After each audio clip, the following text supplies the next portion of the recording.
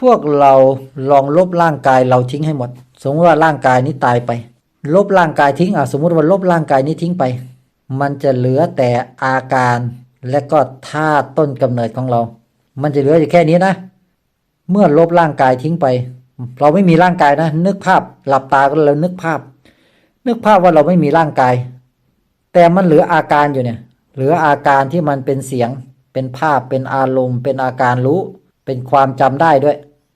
เราเรามีความทรงจำอะไรมันมีความทรงจำอยู่ด้วยอยู่ข้างในนี้สมมุตินะมันเหลืออาการเหล่านี้กับธาตุต้นกำเนิดแต่ธาตุต้นกำเนิดเรามันไม่มีรูปร่างนะมันเป็นธาตุว่างเปล่าใสๆบริสุทธิ์มากอันนี้คือธาตุต้นกำเนิดเรามีธาตุนี้อยู่แล้วประเด็นคืออาการเนี้ยอาการที่เป็นเสียงเป็นภาพเป็นอารมณ์เป็นอาการรู้ความจำได้